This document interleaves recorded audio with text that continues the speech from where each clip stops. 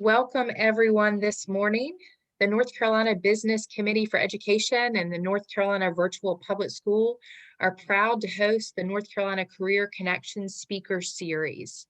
The speaker series includes presentations about career paths and jobs by those working in the field. We feel that it is never too early to start thinking about your future, and we are now providing a platform for our students to gain insight and exposure to potential career paths while still in middle or high school. So we are excited this morning to have Ian Parks joining us. He is a military veteran who served 5 years in the United States Air Force. While fighting for his country, Ian jumped into the information technology field, becoming a system administrator. He's currently a software engineer at IBM, but makes time to work with teenagers within his community. Ian has worked with the Boys and Girls Club, Habitat for Humanity, Big Brothers Big Sisters, along with several other nonprofit organizations involved with youth development. With over 14 years of experience working with teenagers in his community, Ian has started his own nonprofit organization, After School Special, to help teens reach their full potential in life. Ian, we appreciate your service to our country as well as your service to your community, and appreciate you being here this morning. Oh, thank you. I'm glad to be here. So I would like to start out with your military career, if Okay. that's all right, and ask you what drew you into joining the Air Force. Oh, okay. That's easy. I actually had a friend who was going into the military back when I was in high school. And the funny thing about it was the Air Force wasn't actually my first choice. My first choice was actually the Navy. And what happened was I was a Army brat growing up. And my dad, when I almost committed to the Navy, my dad told me, he said, "Well, listen, before you fully commit to the Navy, why don't you do some research on the other branches, since this looks like this is the route that you want to take." And I did that. And when I looked into the Air Force, it just felt like home because one of the things that my recruiter at the time had did was he actually took me to one of the Air Force bases. Matter of fact, it was Pope Air Force Base, which used to be in Fayetteville, but I think Bragg took it all over now. But when we went there and I started to meet a lot of people who were in the Air Force and started talking with them, it kind of opened my mind up and it felt like home. So that's what originally made me go into the Air Force. That's wonderful. And what can you tell us about your experience with the Air Force and how that has led you into your current career as a software engineer? Okay, so when you go into the military, one of the cool things is you kind of get a chance to pick out what job that you might want to do. And I graduated in 2000 from Millbrook High School, and that's in Raleigh, North Carolina. And that was around the time when we had that Y2K scare. And I just remember one of my biggest takeaways from then was just remembering how everybody was kind of reacting about that. And a lot of the just a pandemonium that was going on was literally towards technology devices. So I said to myself, maybe this might be a good career to get into technology just because of how everybody was overreacting, but nothing really happened with the Y2K scare either.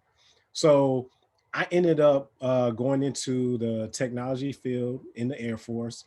That's where I got my background training at. But I also discovered another love, which was for youth. And while I was in the military, one of the things that I did a lot was I had the opportunity to volunteer a lot while I was in the military. And that's where I discovered I had a passion for youth because a lot of the events that I would volunteer for in the military, they were youth driven. And I didn't know I was going to specifically kind of gravitate to high school students at the time, but at the time I was just volunteering for any youth event, whether it was coaching or helping kids with any mentoring or job shadowing, like just all types of things across the board, just involving youth. So those I discovered one of my loves while I was in the military. That's wonderful. So can you tell us, since you're talking about that, about your nonprofit organization, After School Special? Yes. So one of the biggest things that led me to even start my own nonprofit was, once again, going back to technology and how it's expanded. I was seeing the way technology was affecting teenagers from a personal standpoint and a social interaction standpoint as well. And I wanted to kind of educate teenagers about some of the negatives about technology, because I don't think teenagers realize how long they're on a lot of these devices combined. I'm not just talking about just being, on the phone for maybe 10 hours or something like that. I'm just talking about phone, cell phone, iPad, just all of that combined can have long-term effects on you. And I felt like there was no organization really just really educating the kids about those effects. And with me having the background in technology, I was also seeing it from a work perspective as well, as we got new employees in, because IBM has definitely went younger with the people that they've hired, especially like within the last, I'm gonna say, 5 years. So me knowing that, I wanted to educate the youth, and that's what really led me to start my own nonprofit, because of that. And also, I felt like there was not enough organizations really kind of focusing on letting high school teenagers be hands-on with certain careers that they're interested in, which is also a goal of mine, because I didn't know I wanted to go into the military literally until my last year of high school. So I was kind of just picking and choosing something. And initially, I actually thought I was going to go into accounting. And what stopped me from going into accounting was I actually did research on some of the college courses that I was going to have to take. And I'll be honest to everybody who's listening, I was scared. Some of the college courses that I saw I had to take for accounting, it literally scared me. And I think that's what helped me make my decision going to the Air Force a lot easier. So I feel that if high school students get more exposure into careers that they're interested in, I feel like that can not only help them as they move forward into not only their college, but just adulthood as general. And that can help a lot of teenagers just get on the right path, because it can help you map out a plan a lot easier if you get exposed to a career that you're really interested in, or that you just really like and you just didn't know what it looked like. So those two passions, that's how the after school special came about.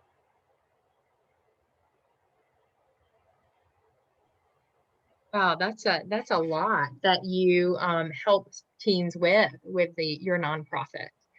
And so for teens who are listening to you speaking, what advice would you have for them about trying to, because I know Crystal put in the chat that even as adults, sometimes we don't realize how much time we're spending on devices. So what do you kind of tell teens in terms of limiting their time on devices? One of the things I tell them is, remember that, any technology device is a tool. And also remember this, too much of anything is bad for you. Even if you drunk too much water, that can hurt you. So if you keep those things in mind, that same rule has to apply to technology as a whole. So one of the things that I just try to tell teenagers is, I try to tell them to be mindful of how long you're on it. I know a lot of the iPhones have something where it can kind of track like what apps you're on for a certain amount of time, and also just your phone usage as a whole. But the other thing I try to tell teenagers is, do not be on your phone either first thing in the morning or the last thing at night. Now, the reason why you don't want to be on your phone at night is because The blue light that comes off of our cell phones, what that can do to you is that can disrupt your sleeping pattern. So a lot of teenagers who might have issues, maybe getting enough sleep, or maybe they're tossing and turning throughout the night, that could be caused by you simply being on your phone, like literally right before you go to sleep. The other thing about that blue light, what it does to us is it's the same light that comes off the sun. So what that tells your brain is it tells you to wake up as well too. So that can cause, a disruption in your sleeping pattern. So that's one thing that I try to tell teenagers. The other thing that try to tell them is don't be so quick to jump to your phone as soon as you wake up in the morning, mainly because you kind of just want to be mindful of the information you're just taking in. For example, if you were to hop on social media and you just go down your timeline, you can't control what you see. You might see something that might make you happy 1 second, then 30 seconds later, you might see something that makes you sad. Then another 30 seconds later, you might see something that makes you mad. And you just went through three ranges of emotions in probably like 5 minutes or less to start your day off. So if you don't think that will have a role on how your day is, you're wrong, because it really does. It really has an effect on your mood. It has an effect on your feelings, and that can carry on throughout your whole day. So I try to tell teenagers all the time just to be mindful of, not only when you're on your devices, but just the time periods that you're on them, because they really do have effects on us long term if you keep it up. And I also try to challenge teenagers as well too. One of the things I try to do is I try to tell them just start slow. You know, if you're going to go to bed at like 10:30, maybe try to do 20 minutes before you go to sleep. Don't even deal with your phone, just set it to the side. And the same thing as far as waking up. If you're used to, grabbing your phone as soon as you wake up, maybe wait about 10 to 15 minutes in the morning and then try to increase that way, because it's all about creating habits at the end of the day. And once you kind of create your habits, you'll get into a routine, and you can do better as you continue those habits. So those are kind of like the challenges that I give teenagers. Of course, a lot of it's easier said than done, but to the teenagers who have done those challenges, they've noticed some differences just in themselves. And I kind of get excited whenever I hear some of those stories and stuff. Absolutely. And Crystal was putting in the chat great points about the blue light and the mood. I remember reading somewhere that you shouldn't check your email first thing in the morning. And I've fallen into that trap, and you're right. And I do get really angry or anxious about something from that email, and it does affect the rest of your day. What are some of the stories, if you don't mind sharing, that teens have said when they have created these better habits about technology use? And then how do you deal with it right now when there's so much virtual learning going on with COVID? Oh wow, those are great questions. Let me go to the first one. Some of the stories. I think most teenagers just have a better sense of awareness when they do that, because I tell a lot of teenagers, awareness is really about just slowing down and just taking in that present moment. And I remember one of my teenagers, I actually challenged her to do two things. I actually challenged her to not only go 30 minutes in the morning without checking her phone, but I also challenged her to brush her teeth with her opposite hand. And she did that.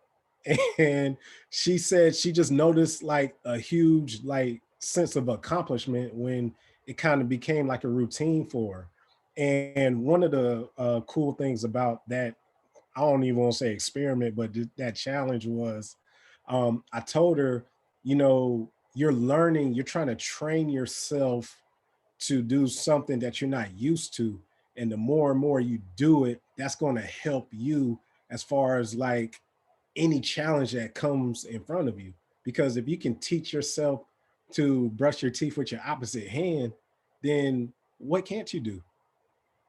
So that was a very enlightening story. And I think the other stories too. Um, I had a lot of teenagers just told me they just had a better like thought process. Like they felt like their thoughts wasn't being caused by something else. And I can relate to that too, because another thing that I tell teenagers is if you think about when you wake up, regardless of what you do, you can maybe go exercise, or maybe you might go turn on the radio, or maybe you might listen to a podcast, or maybe like meditate. But as soon as you wake up, from the time you wake up to the time you go to sleep, you're like taking in information. Like all day long, you're taking in information.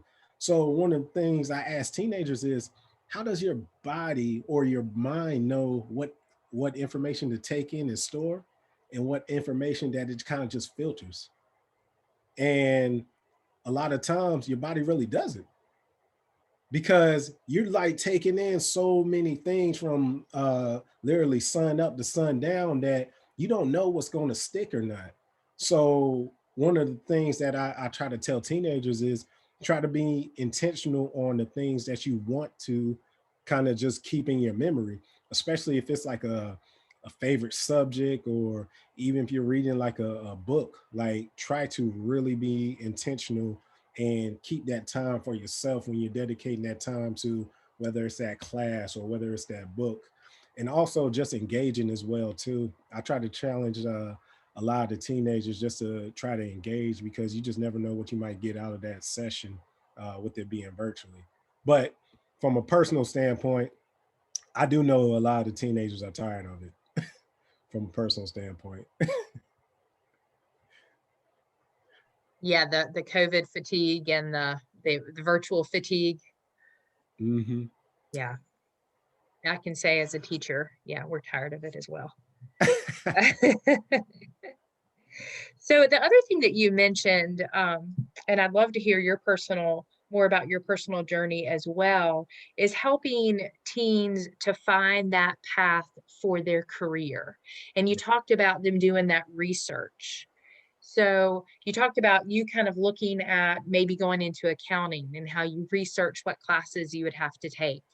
So what kind of advice do you give to teens when they're on that path of their career, and how they can research and learn more about that field? I try to tell teenagers two things. I try to tell them to try any and everything. And I try to tell them, if you don't know what you want to do, then maybe start right here. Ask yourself, what can you change? What can you change not only in the world, or what can you change even in your community? And I found that that question has really gets the teenagers kind of processing their thoughts. And mainly because one of the other things that I tell teenagers too is, when you're passionate about something, that can turn into a career. So it's okay that you don't know what you want to do, but one of the easiest ways to find out what you might want to do is, one, by trying new things as well. And a lot of teenagers are very scared to try new things. So it's almost like you have to kind of like push them, especially as educators. Like we're probably doing more pushing than the parents. So we got to kind of push them in that room and just let them know that it's going to be okay. So those are the two biggest things. And even with the well, just trying new things and just volunteering, the other thing that I try to tell teenagers too is just as important to know the things that you don't like versus the things you do like. So you're going to grow either way. So it's a win-win situation in your experience. So that's the two biggest advices that I give to them for careers, because I meet a lot of teenagers that um, they really don't know what they want to do when they graduate, and they also feel a lot of pressure as well into picking something. So what I try to do is I try to start with putting them in a room, or maybe connecting them with somebody in the field that they might be passionate about, and then we try to work from there. And then I try to build like a career path around maybe things that they like and things that they're passionate about, and try to see if we can meet somewhere in the middle. And that can set them up on a pathway to success as well too. That's amazing. And I don't know if you saw in the chat where Crystal and Ellen were talking about what a powerful question that you pose to those teens and challenging them about what they can change in the world or just in their own communities, and to take a passion and turn it into a career. Thank you. Well, thank you for all the work that you were doing with teens in our state. How about in your job? What are some surprises that you ran into that you didn't expect when either in the Air Force or in your current position with IBM? I'll probably say the biggest surprise was working with people. One of the things that I learned, especially being in, let me go back to the Air Force for a second. One of the things that I learned about working in the Air Force was I got a chance to work with people of different cultures, different beliefs, and just different backgrounds as a whole.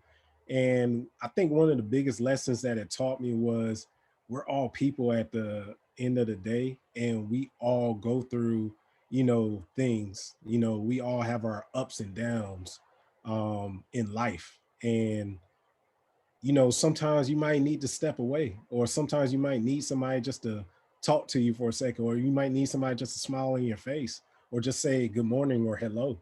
Um, I learned that those things really do make a difference, because you really don't know what somebody is going through. And I saw it a lot, being in the Air Force and just going overseas, and how just a lot of people, how they got affected, not being away from not just their family, but just friends as a whole, or not having access to their safe space, which is probably their home for most of them. So that was probably the biggest lesson. And currently, I actually work with Indians that are from India that are working over here. So I love my work environment currently, because I have had a chance, like within the last, I'm gonna say the last probably year and some change, I've had the chance to almost learn like another culture, just asking them questions and just seeing how, they grew up, and just seeing, some of their entertainment, whether it's movies or music and things like that. So that's been very enlightening to me. And I'll be honest, especially to all the kids listening, that is one thing that I definitely miss about being virtual, because we haven't been able to work together, but we've been working virtually. But it's kind of hard to even engage with a lot of my coworkers, just in a lot of our down moments, like we used to. And for the kids, it's the same thing with you missing like your classmates and your friends and stuff, not being able to maybe engage when you're maybe switching classes or during that lunch period and things like that. So adults are definitely going through it as well too. So to all the teenagers, you're not alone. Yes, thank you for reinforcing that. And Crystal put that in the chat as well, that those personal connections are so important, even in your field of technology. And so for students who want to go into software engineering, what advice would you give them? That's a great question. For software engineering, I think the best advice is just letting students know that you don't have to go to college for it. And the same thing for a lot of technology careers.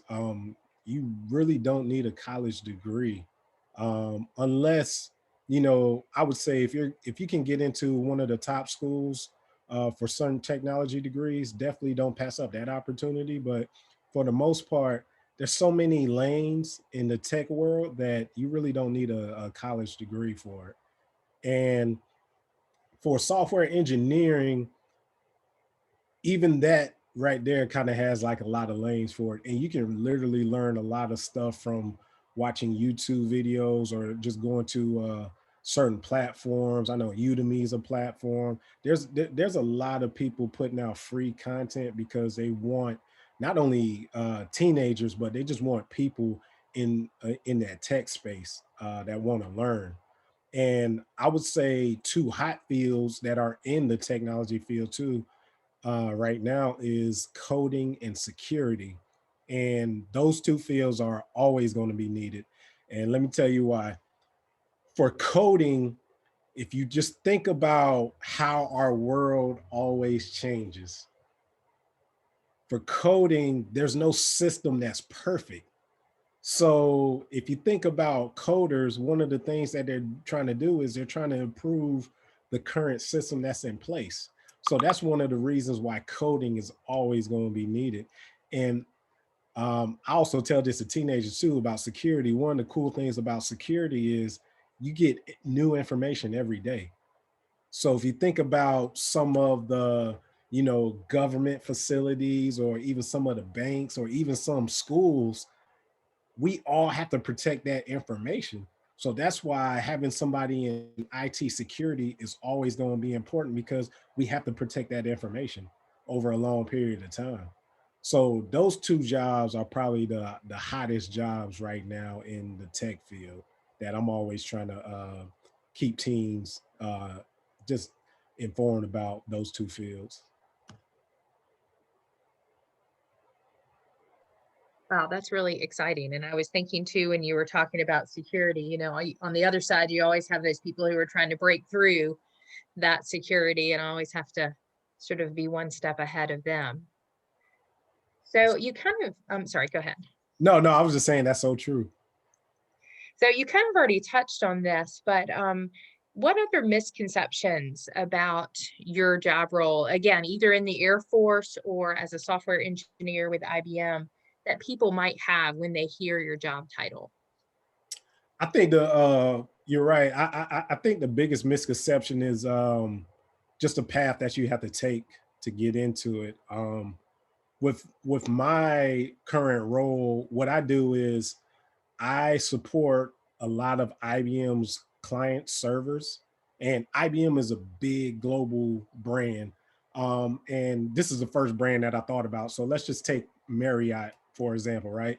Marriott's worldwide, but for each of their hotels, they also have like dedicated servers to make sure that, if you want to book a reservation at this hotel, you can book it through the website, or just to make sure the website is up so people can go through a lot of pictures or learn more about the resort and what's close to it and everything. So I pretty much manage a whole bunch of IBM's client servers, and we just make sure that they're up 24/7, 365 a year. Now we have a whole bunch of software that lets us know if there's anything that we need to fix or maybe replace on servers as well too. So one of the things that makes us unique is we're trying to fix issues before the Marriott hotel knows anything is going on with their servers. So we're trying to make sure that if we see something, let's say a hard drive crashed on one of their servers, well, one of the reasons why that hard drive needs to be replaced is because they can't store new information. So we have to send out a request to get that hard drive replaced as soon as possible. And 9 times out of 10, it will be way before the Marriott Hotel even knows what's going on. And that's some of the contract agreements that IBM has with a lot of big brands. So it could be like that on a lot of scales, but it just improves customer service at the end of the day for a lot of IBM's clients, and that's what kind of makes our job unique. But honestly, I could teach if a teenager, which a lot of them do, if you knew like the basics of how servers work, I could probably teach a teenager to do my job probably within probably say about 6 months easily. So I'll probably say once again, another misconception is the going to college route for a position that I'm in. So in the chat, Crystal put about how that's such great customer service that you're fixing problems before Marriott or your other clients even know there's an issue. That's pretty amazing. Thank you. So you kind of talked about skills that are required in the training. What would you say about sort of soft skills that are helpful in your line of work? Again, either in the Air Force or with IBM. I think the two biggest ones is being able to communicate with others. And I would also say being able to work with other people too. Mainly because if you just think about any career, you're going to have to work with somebody. Even if you go into business by yourself, you still have to work with somebody, even if it's just customers. So the communication is definitely going to be key because you got to be able to communicate with people on all types of levels. And it's the same thing in a work environment. If you're working with a team, you might be working with a team, and you might not have known a lot of people's backgrounds. So the best way to kind of learn more about them so you can get more comfortable with them is being able to communicate. And a lot of that will also go into having great customer service skills as well too. Um, and I feel like that's a very important soft skill that's not taught enough because you really do need to have customer service on all levels. And one thing I do tell teenagers too is think about Chick-fil-A. One of the reasons why you love Chick-fil-A, it's not just the food, it's the service that you get. They make you feel special there. There's a reason why they might not be the number one fast food restaurant monetary wise, but at least from a food standpoint, they're definitely the number one fast food restaurant for just quality of food and quality of service. And there's a reason for that because they built that system that they have in place.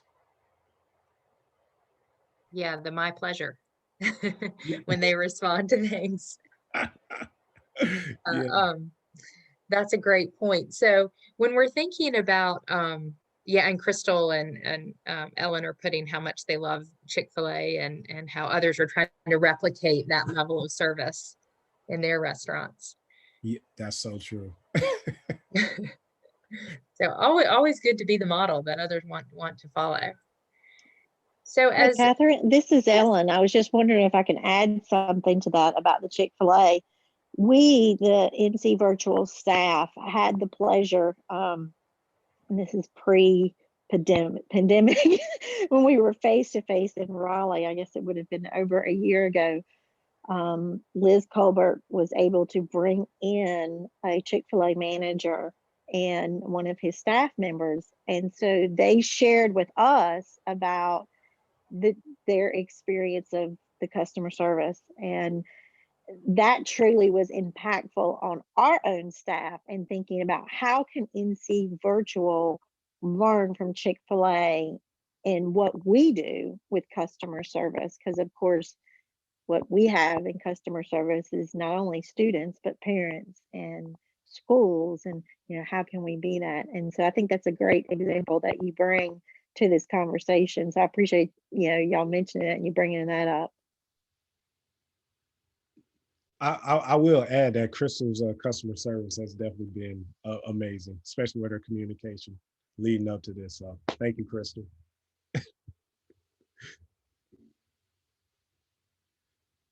so she put in the chat that she appreciates that, and also how you mentioned anticipating the needs of your customers is so important. So I'm sure you speak with teens about the interview process. What are some tips that you would give them so that they could exhibit that they have some of these soft skills that you were just mentioning about being able to communicate with others and have that good customer service? Oh wow, that's definitely a great question. I like to meet teenagers where they're at. So a lot of the tips is kind of catered around their personality. So if I have a teenager that's, he's very social or she's very social and, they like to joke around a lot, a tip will be, all right, when you're going into the interview, don't joke around.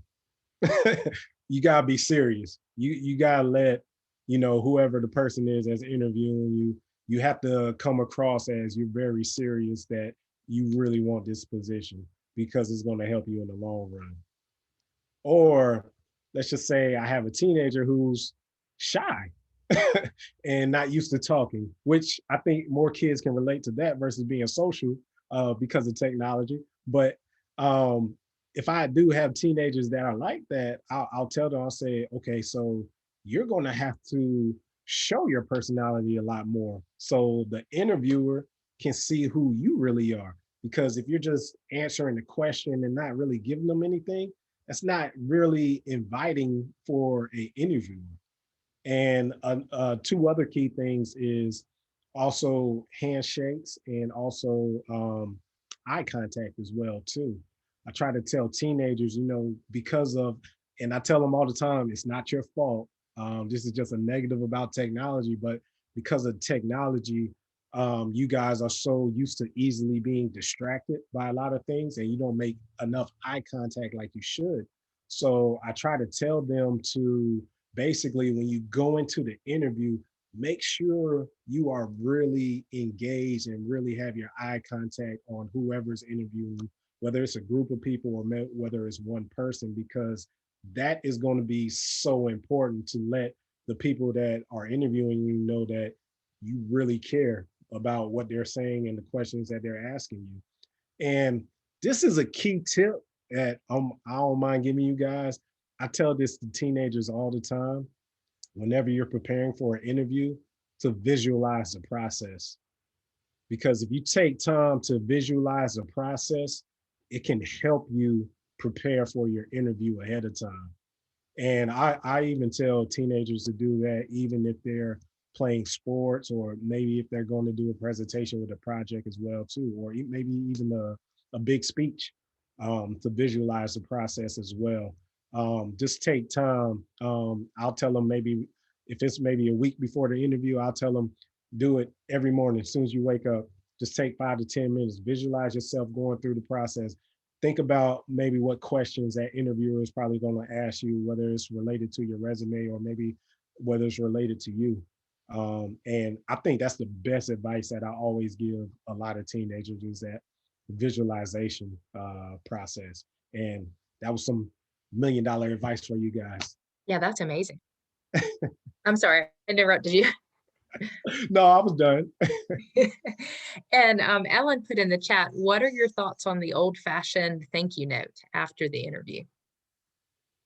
Oh, no, that's still important. I think that goes a long way, only because I tell teenagers that, regardless of whether you get the job or not, that's still a experience that you can take away from. And what I'll tell them is, not only reach out to find out why you didn't get the job, but also maybe ask them, is there something that you could have did better? Because if you want to grow into a professional career, you're going to have to go through this process one way or another. So the best way to improve is getting feedback from the people who just interviewed you. So the thank you process is really just, you're thanking that person for taking time just to consider you for that position. And it's so important. So I always encourage that as well too. Yeah, and Crystal said, what a great opportunity for them for that growth, as you said. My husband is a swim coach, and he's so impressed when, if the swimmers don't make the team and they come up and they say, thank you for the opportunity. What can I do, before next season to improve?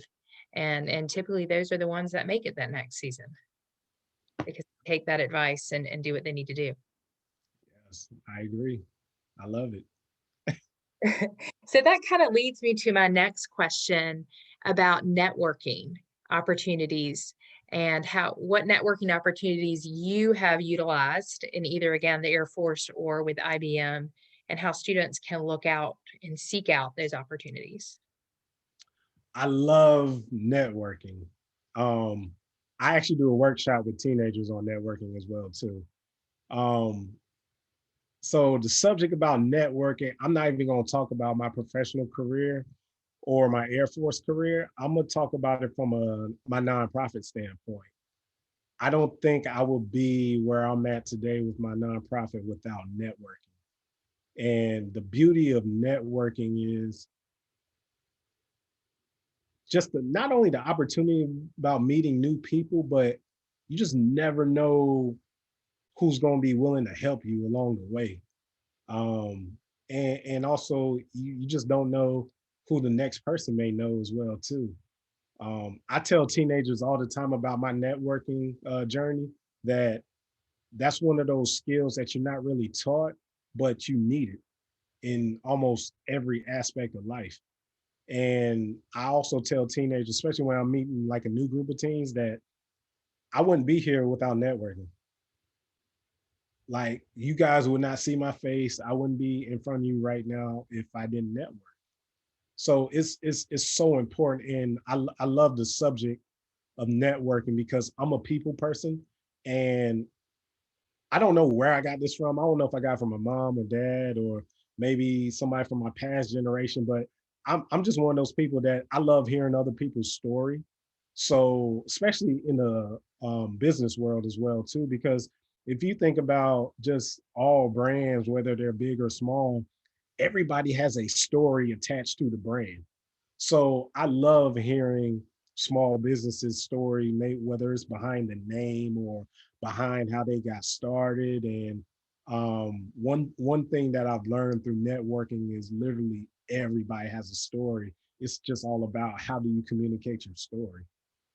So I could talk about networking all day, but from a nonprofit standpoint, networking has helped me mainly because of not only people that I've met along the way, but one of the things that I don't think is taught in the business world enough is how you'll meet people that are more willing to help you versus people that are in your inner circle, whether it's family or friends. Because that's one thing that I've noticed in my journey of being an entrepreneur is I've had more random people help me out because they're passionate about what I do with youth versus people that I've known for, let's just say, since high school for like 20 plus years. So that was probably the biggest eye opener to me, getting involved in the business world. And also in the nonprofit world, if you don't network, how are people going to really know about you? Mainly because when people know what you're doing, that's how they know you, and they're going to be more willing to invest in the brand because of me or whoever is in that field. So if you don't network, nobody's going to know what you're doing. So networking is one of those needed skills that's a huge reason why I like working with teenagers as well too, because I know social skills are dying because of the overconsumption of technology. And one of the things that I try to help teenagers with is trying to stop talking with, acronyms, whether it's like LOL or they got a million of them using emojis. Like, try to say the word instead of using that stuff because it's having an effect on how you guys communicate. And from a teenager's perspective, if you can't communicate to us as adults, we can't help you like we will want to. So that's why you guys got to get out those bad habits that have been created. But we didn't know on the invention side of things of some of the negatives that this technology was going to have. But I love networking. I don't even think I would be on this platform with you guys without networking. That's really powerful. And also really brings the joy in your work are those connections, I'm sure. And I hate this, but I have to jump off and teach a psychology course about motivation. So I'm going to actually incorporate a lot of your tips in teaching my psych unit on motivation. But Crystal is going to take over. Thank you so much. It was wonderful meeting you. And I look forward to hopefully working with you again in the future. Oh yeah, I look forward to it too, Catherine. Thank you. Thank you so Thank much. you so much, Catherine. And Yes. Ian, we're still going to be here for a little while longer because there's still other things that I want to know about from you. One of the things that I just included in the text chat, that networking is not easy for our kids these days because of those social niceties that they just don't have experience with. Um, it's always hard, even for adults, even to put themselves out there to start making those connections. Do you have any tips for overcoming that hesitancy that kids may have, but even some adults? Yes. My easiest tip for teenagers is complimenting somebody.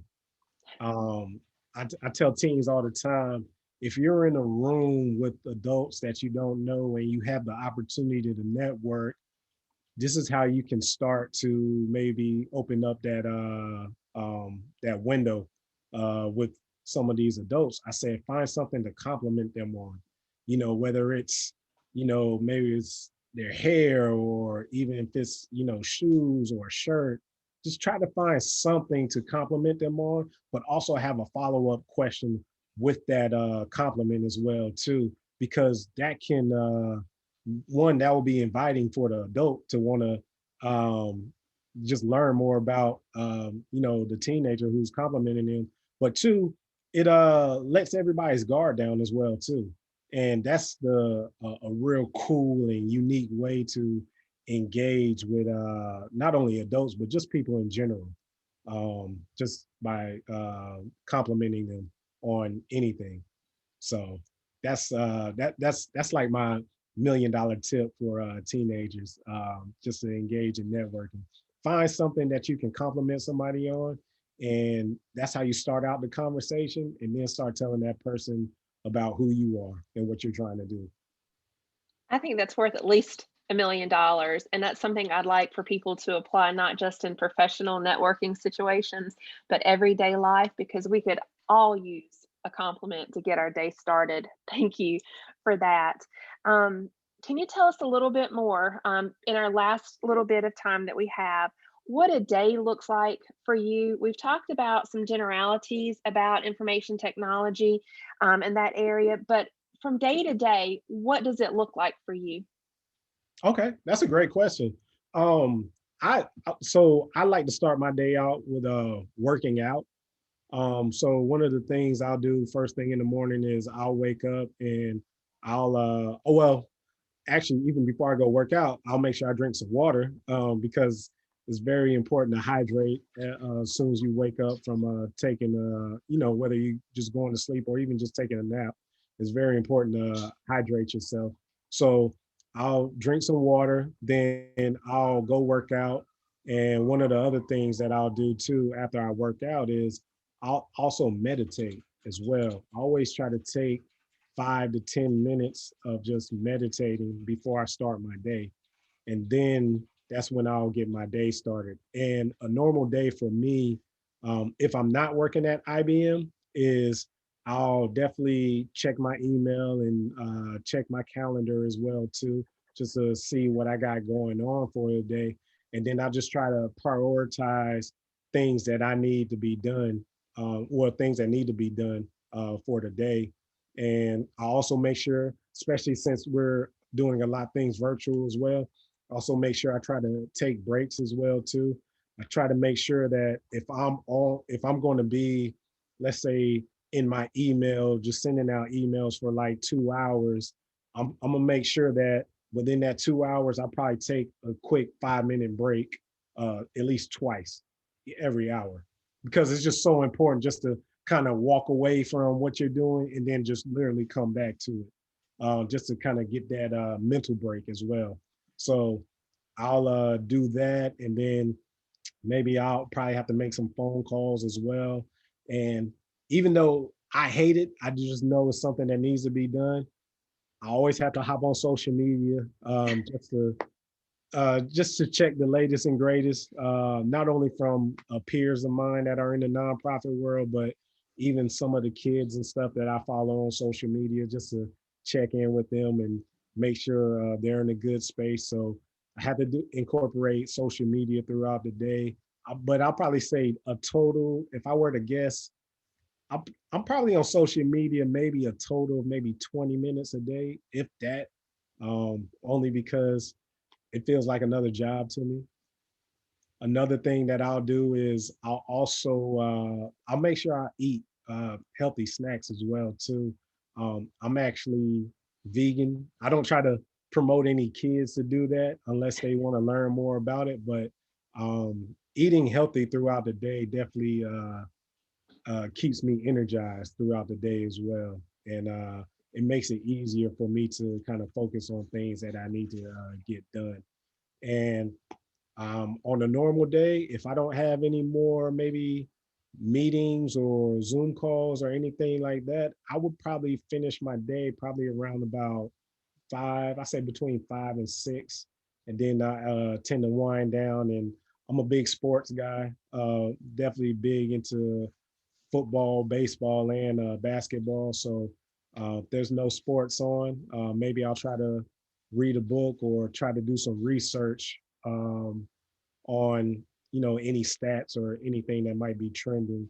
Because I'm also a big advocate for mental health in kids as well.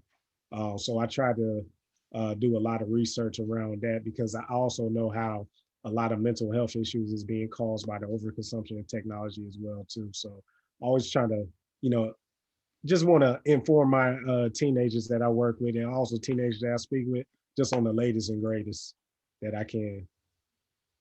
I really appreciate, and what you just shared is mirroring what you are teaching students, to take care of their mind and their body first. Starting your day with that, limiting the social media throughout the day. One of my follow-up questions at this point tends to be about achieving and maintaining a work-life balance. And you've already spoken to that a little bit. Can you talk to me a little bit about how you feel that that's important and how you worked up to that place where you are now with your work-life balance? Oh yeah. Balance is, I think that's the key to life, is balance. Because everybody has different circumstances and challenges that they're faced with. But the balance portion of it is the one thing that a lot of us are still trying to master. And one of the things that I tell teens is, I can tell you how I balance my life, but that doesn't mean that that's going to work for you. You have to kind of find like your happy medium in life. So one of the things that I kind of suggest for balance is, one, just taking time for yourself. Um, like I said earlier, because that's going to increase your awareness when you just take time and just sit to yourself. And also, it's going to prepare you for everything you're going to tackle on during the day. Because, like I said earlier, about as soon as you wake up, you're constantly going to be taking in information from literally sun up to sun down. But to prepare yourself into taking in that information, it's going to be definitely you just kind of sitting still and just taking those little moments to yourself. And for me, meditation prepares me for that, for anything that I got going on today. Even before I got on with you guys today, one of the things that I was meditating about was how this interview process was going to go. So and of course, I didn't know what questions you guys were going to ask me exactly, but it definitely helped me prepare for this as well. So meditation for me is definitely probably the key to my balance. And I would also say,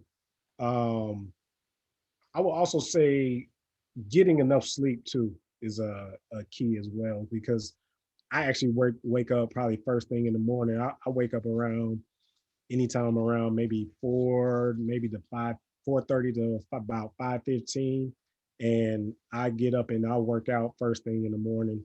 And then whenever I finish, probably finish working out anytime between, I'm say 6:15 to 6:45, and then I'll get back home and then I'll meditate, and then that's when I get started with my day. So getting enough sleep, meditation, and eating right are probably the best 3 things to help anybody, at least be the initial steps to help anybody with balance. And I'll probably say the 4th thing would just be being mindful of things that you need to do and trying not to dedicate too much time to it only because that work isn't going anywhere. It's the same thing with like social media or anything, you know, anything that happened at night when you're asleep, it was going to happen anyway.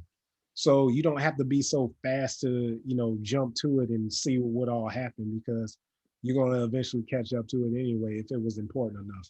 So yeah, the balance is very, very key. I think for everybody as a whole, especially adults too. Oh, absolutely. It's certainly not relegated to just students or adults, but across the board. And as you spoke, I had this visual of our tanks being filled up with the meditation, with the sleep, with the food. We have to be full before we can get our day started. And I'm going to have you sitting on my shoulder for the next several days as I'm hearing you again and again, cheering me on to do those things. And I can imagine that anyone that listens to this archive is going to have that same response. Um, One of our last formal questions that I'd love to hear about, because you talked about all of those indirect pathways that can lead you to information technology, and that a 4-year degree isn't necessarily the best way to prepare. There's always the conundrum when you come out of education into the career field, you don't have work experience to help you get work experience. So can you share a little bit about what students can do to show their experience, either with education opportunities or actual experience? But how can our students prepare to show what they know in a career situation? I would say let's go to, I know I said coding is a hot field. So I would say one of the cool things to kind of show experience with is what did you either create maybe like app wise, or what could you improve app wise from the knowledge that you've learned, or what could you create software wise as well? Like maybe if you had a idea to improve how your school gets out information. That's like Mhm. better than, let's just say, Twitter or Instagram or something like that. If you had an idea and you were actually able to create it, that's a great way to show. And anybody who has that knowledge, regardless of how young you are, any of these big companies, and when I think of the big tech companies, the first three that come to my head is Google, IBM, and Amazon. Like they would be willing to jump at you and throw a job at you. You probably wouldn't even have to interview for it because they're like, okay, if you did this, then you can do this, X, Y, and Z. So I think just keeping track of the things that you've created is a good way to show your future employer about the things that you can do, and also being able to walk them through how you did the things that you did do is a great way to kind of get that communication across. Now, from a exposure standpoint, I think one of the good ways, especially with technology, is taking advantage of LinkedIn and trying to Mhm. see if you can maybe just do some research on people who are in the career fields that you're into. So if you're a teenager out there, and let's just say, well, since I've been talking about it for a lot now, let's just say you wanted to go into coding, maybe see if you can find some coders through LinkedIn and just shoot them a message. Just say, hey, I'm a teenager and I really want to get into this career field. I would love to kind of learn about what you do. If you have time to maybe sit down and maybe connect with me virtually for like an hour or so and just talk to me about what you do and the pathway that you took to get there, I would really love to hear that. But a lot of it is all about teenagers making that initial step, because us as adults, we can kind of give you the information, but teenagers, you guys just got to follow through with that information. And that's one thing that I find that a lot of teenagers, they're just so scared of. They're so scared of like taking that initial step just to do something. But then when they actually do it, they realize it wasn't that hard. And then they're just off to the races after that. So, but yeah, I would definitely say being able to literally create the opportunities for you, whether it's through LinkedIn or whether it's through the work that you have created, is a very good and handy way to kind of keep track of like what you've done for your portfolio, and not only that, for your resume as well too, going into certain careers. You have just wrapped it all beautiful for us because you just took us back to one of the first things that you said, in exploring careers and looking around you to see what problems need to be solved. And then once you see those problems, what can you do to create something to fix those? And one step leads to another. If we can just get the kids to take that first step, and you're not the first presenter for this series to recommend that our students check out LinkedIn as a great way, especially in this very virtual time that we live in, to start networking so early, to make those connections that will pay off. Thank you so much, Mr. Parks, for spending your morning with us. You have given us more than $1 million tip that I can't wait to share with my own children and our students in the Peer Tutoring Center. And I know our teachers and students who view this archive later are going to be just as impressed and well informed because of your session. Are there any final comments you'd like to leave us with before we stop the archive? Yeah, I would love to leave you guys with a quote. I actually came up with this quote actually within the last week, but my quote is, "Growth is medicine." For all the teenagers that are able to listen to this, just think about, if you come down with a common cold, you will usually go to the store to get some medicine so you can relieve that cold, that symptom. But growth is medicine as well, because regardless of whether you going in the wrong direction or whether you growing in the right direction, it all will come back in the middle because it's all growth and it all helps you along the way. So my quote of the day would be, "Growth is medicine." I love it. We all need to look for those growth opportunities. And again, not just for our students, but for our adults as well. Thank you again, Mr. Parker. This session will be archived and shared out on our iWork NC Virtual page, as well as in the NCBCE Navigator website. And I appreciate you so much. And don't be surprised if we reach out to you again for another session. Oh, please do.